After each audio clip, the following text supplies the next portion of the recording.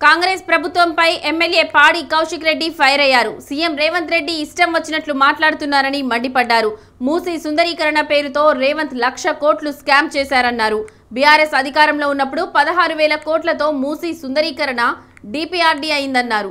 కాంగ్రెస్ అధికారంలోకి వచ్చాక అంచనాలను 1,25,000 కోట్లకు పెంచారని చెప్పారు. 1,00,000 కోట్లను రేవంత్ తన అకౌంట్లో వేసుకోవాలని చూస్తున్నారని చెప్పారు. కేసీఆర్ కాళేశ్వరం కడితే 1,00,000 కోట్లయ్యాయని రేవంత్ రెడ్డి అంటున్నారని, పేదల ఇల్లు కూలగొట్టి 1,50,000 కోట్లతో మూసీ సుందరీకరణ పేరుతో వృధా చేయవచ్చా అని పాడి కౌశిక్ ప్రశ్నించారు.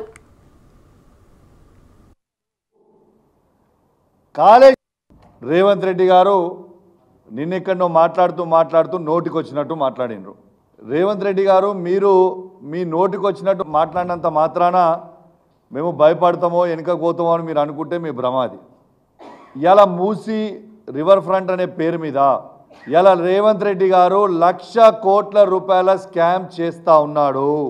101% ఇది 1,00,000 కోట్ల రూపాయల స్కాము. ఇదే రేవంత్ రెడ్డి గారు కేసీఆర్ గారు కాళేశ్వరం ప్రాజెక్ట్ కట్టినప్పుడు 1,00,000 కోట్లు పెట్టి కడితే అది తప్పు అన్నాడు.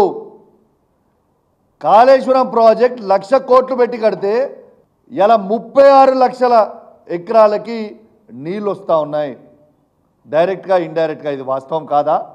అది చేస్తానో తప్పట. పేదోళ్ళ ఇండ్లు కూలగొట్టి ఈయన బ్యూటిఫికేషన్ చేసుడులా తప్పు లేదట. అంటే 1,00,000 కోట్ల రూపాయల స్కామ్ ఈ మూసీ రివర్లో ఖచ్చితంగా రేవంత్ రెడ్డి గారు చేయడానికి సిద్ధం చేసిందని చెప్పి సందర్భంగా తెలియ